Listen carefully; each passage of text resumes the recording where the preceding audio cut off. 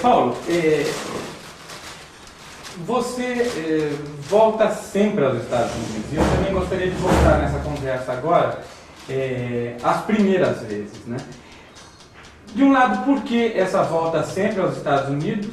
De outro lado, o trabalho que você começou a desenvolver em Harvard, quais eram as suas outras atividades? Como é que você se situou? Foi um período de não mais que um ano, se não me engano? Foi um período curto? Menos, Como é que você completaria um quadro da tua passagem e da tua visão dos Estados Unidos nesse período? Tá. Eu acho interessante essa pergunta porque a minha passagem pelos Estados Unidos em 69, para ficar durante um período, porque antes eu tinha ido em 67 aos Estados Unidos e 68 também, mas rapidamente. A minha passagem pelos Estados Unidos, por essa época, durante quase um ano, não se cingiu à minha atividade docente em Harvard. Além de Harvard, eu trabalhei também, não simultaneamente, mas trabalhei quase simultaneamente. Eu trabalhei também num centro de pesquisa que foi criado e era dirigido por um coletivo de intelectuais jovens, americanos, com um outro não norte-americano, e que se dedicavam neste centro à pesquisa social, a pesquisa orientada no sentido de uma compreensão crítica do desenvolvimento, por exemplo. Era essa uma preocupação entre eles. E o que fazer enquanto prática educativa na perspectiva democrática do desenvolvimento que eles também tinham, na compreensão crítica do terceiro mundo, por exemplo.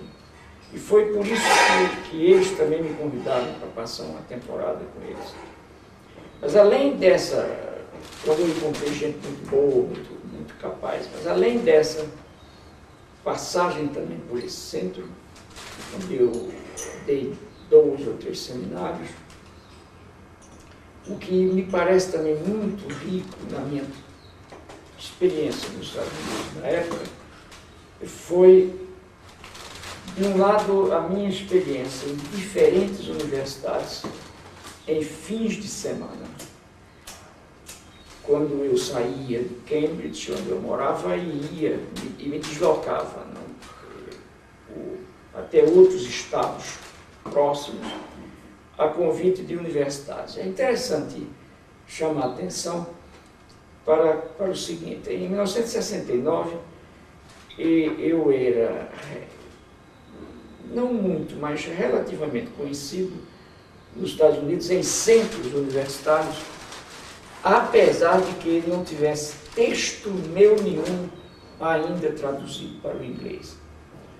Mas havia uma curiosidade grande por causa de algumas notícias que se publicaram no New York Times durante o tempo ainda em que eu estava no Brasil coordenando a campanha, o programa de alfabetização e educação de adultos, antes do golpe. Depois, com a minha chegada dos Estados Unidos para Harvard, essa chegada minha virou notícia, não em jornais, mas virou notícia interacadêmica.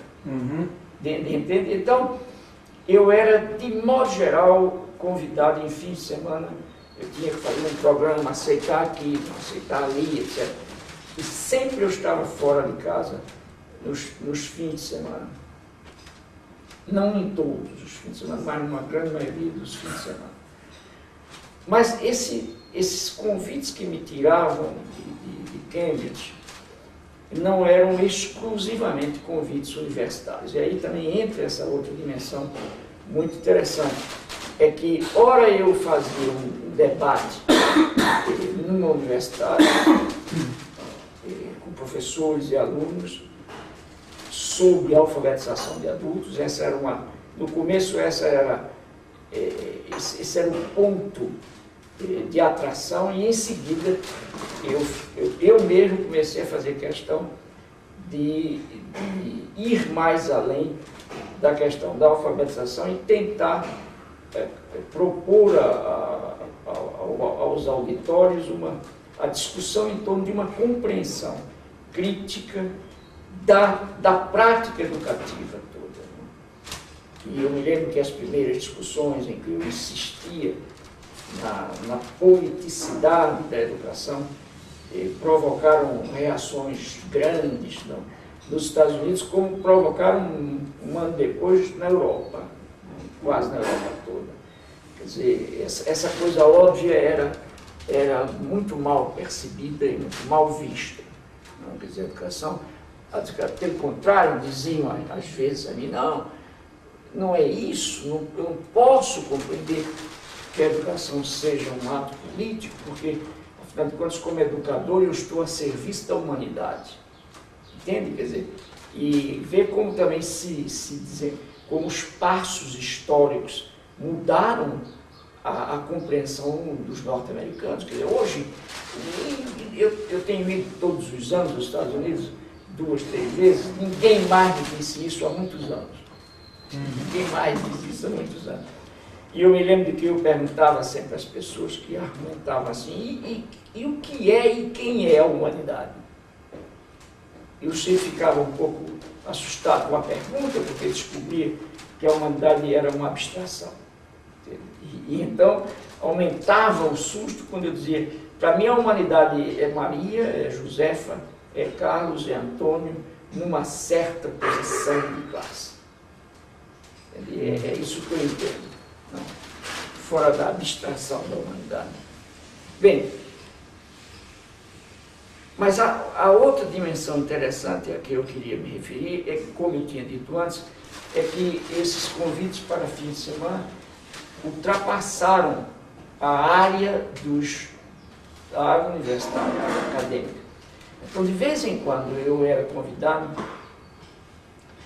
para passar um fim de semana discutindo num gueto, por exemplo, num gueto negro e num gueto porto-riquenho, por exemplo. E foi exatamente a minha convivência com os proibidos, com os interditados, como diria Ana Maria Mita, que eu percebi aquilo de que eu já te falei outro dia, que era a presença no corpo do primeiro mundo de seu terceiro mundo.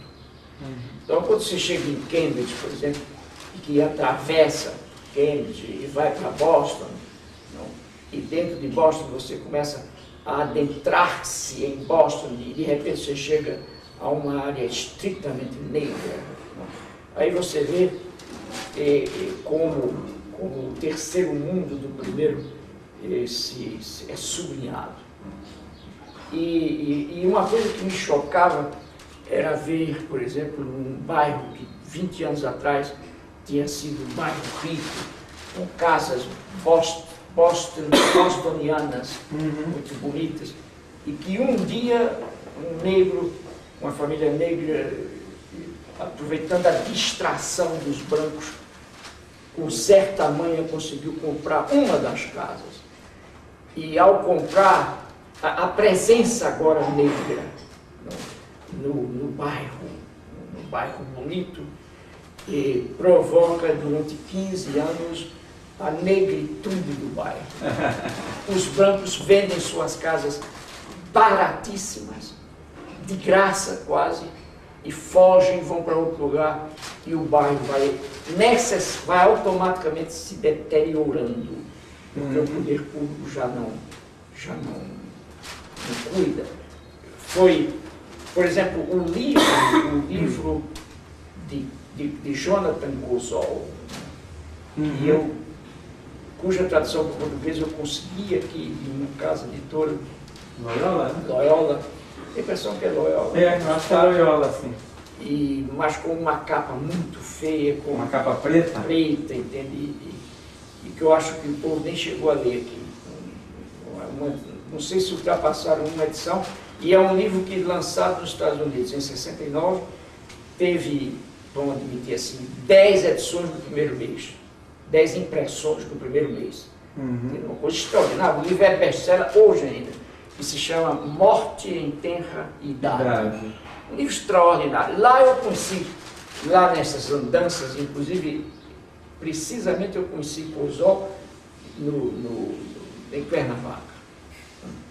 Mas ele escreveu exatamente o Morte em Tenra Idade com a sua experiência pessoal de professor primário, como ele começou, ex-aluno de Harvard, e quando ele vivenciou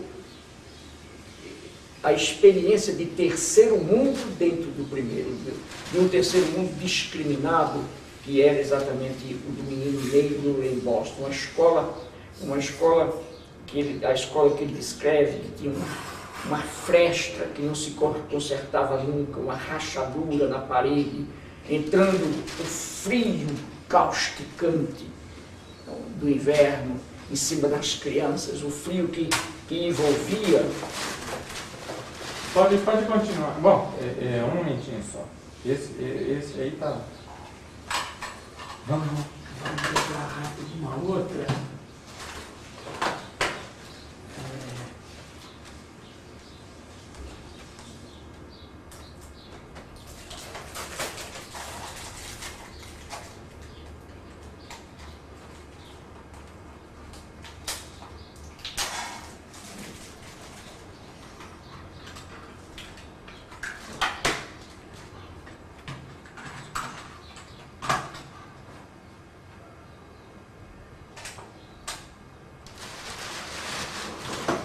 O frio que entrava forçadamente, que ampliava, né, com a sua força a rachadura da parede e envolvia as crianças, os corpos desabrigados das crianças negras. E ele protestava, e ele reclamava, e nada se fazia, e nada se consertava. E quando ele lança o seu livro, ele é punido pelo establishment e é demitido da escola. Quer dizer, essa experiência minha, que quando eu fazia essa andarilhagem tímida ainda, primeira, pelos Estados Unidos, aprendendo essa coisa concreta e óbvia do terceiro mundo, do primeiro do terceiro, aprendendo a força da raiva do branco contra o negro, a violência, o desrespeito do corpo negro feito e vivido pelo corpo branco que se decretava a si mesmo como superior geneticamente ao corpo negro e se orina estupefaciado num artigo de Harvard Educational Review, um cientista que dizia: eu até que gostaria, mais ou menos isso, eu até que gostaria de dizer que os negros não são inferiores aos brancos, mas a ciência não me permite. Eles são geneticamente inferiores. Quer dizer, eu te confesso, Sérgio, que eu já imaginava essas coisas, mas a dureza de vê-las, de pegá-las, de senti-las, de ser sentido por elas, então, foi de uma riqueza enorme para meu aprendizado nos Estados Unidos. Mas enquanto isso, Paulo, enquanto você, nos fins de semana, durante as semanas, fora de casa, aprendia essa realidade, participava dessa nova realidade de empréstimo, o que é que acontecia na família, na tua família? Como é que teus filhos, Elza, foram absorvendo essa nova realidade? Olha, na família a coisa era interessante, foi muito interessante também, porque os meninos tiveram uma possibilidade de, passado o primeiro impacto da violência da sociedade, Joaquim Lute, por exemplo, com 10 e 11 anos, foram agredidos um dia em Harvard Square, assaltados por garotos que a gente chamaria no Brasil de rua, apesar de não terem as mesmas características do menino de rua, mas foram assaltados por meninos que levaram o dinheirinho da mesada que eles tinham. Então, quer dizer, eu dava uma mesada aos dois, e às meninas também, e para que eles se movessem, dominassem o ímpeto consumista. Por isso é que eu dava mesada e dizia: agora, olha, se gastarem isso em um dia, tem todo o direito de gastar, agora só recebe na próxima semana. E fui muito duro nisso, não fui nada espontaneista, porque aconteceu uma coisa que podia acontecer. Recebido a primeira mesada, foram a uma loja e gastaram tudo. Na volta me disseram: olha, papai, a gente não tem dinheiro nenhum mais. Eu digo: então espera a próxima semana. E aguentei. Resultado, da segunda semana em diante, eles começaram a aprender os limites das compras. Entende? Continuaram fascinados pelo gosto de comprar, mas disciplinaram o gosto de comprar. Uhum. Então, eu acho que do ponto de vista deles a coisa foi ótima. Do ponto de vista de Elsa, eu acho que ela também se sentiu muito bem. Elsa gostava enormemente dos Estados Unidos, o que não significa que gostasse do capitalismo, mas gostava do país, porque é preciso também estabelecer e superar essa posição ingênua de que eu também fiz parte antes, de que tudo dos Estados Unidos seria ruim. E não é verdade. Nada é totalmente ruim ou totalmente bom.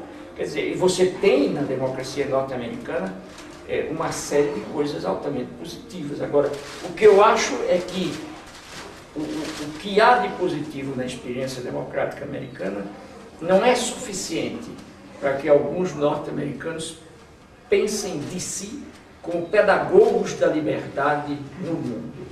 Não, no meu entender, a sociedade americana tem muito que andar, tem muito que pensar, tem muito que refazer para poder pensar que é tão democrática quanto ela pensa que é. Uhum. Quer dizer, para mim não há uma substantividade democrática na sociedade norte-americana. Eu não posso conceber uma sociedade que se pense altamente democrática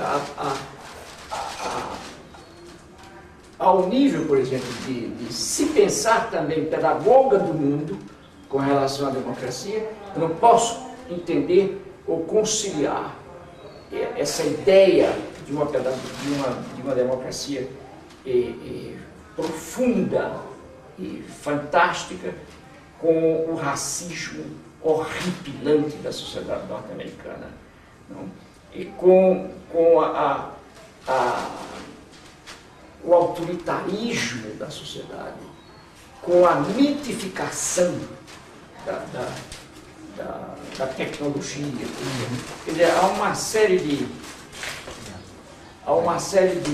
negatividades dentro da experiência democrática americana que me fazem não dizer que tudo lá é ruim, mas também não de dizer que tudo lá é bom. Uhum. Eu acho que, como aprendizagem, te digo mais, eu acho que os intelectuais progressistas de qualquer parte do mundo teriam, até eu diria, o dever de passar de vez em quando e de se expor à experiência norte-americana por uma série de razões, entre elas, por exemplo, a de que a sociedade americana reflete nela os problemas do mundo de um lado e de outro, tem sido de vez em quando um problema para o mundo. Uhum. De maneira que isso já justificaria a visita de intelectuais progressistas de qualquer parte do mundo aos Estados Unidos, além de outras coisas em que eles são eficazes, eficientes, etc.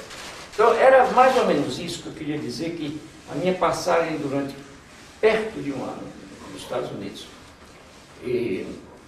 foi muito rica, de um lado, pelo que eu pude fazer com relação ao meu inglês. Quer dizer, para mim, né, eu pude chegar a um momento, a um ponto em que mais ou menos me traduzi para o inglês.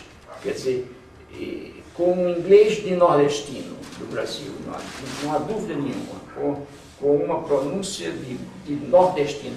Para você ter uma ideia, eu era o único, quando eu falava, eu era a única pessoa que, falando em inglês, Elza não precisava de tradução.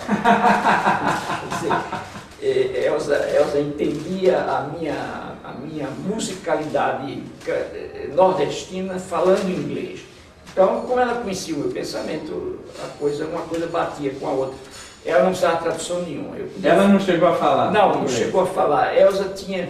Eu acho que a Elza tinha mais obstáculos para falar uma língua estrangeira do que eu.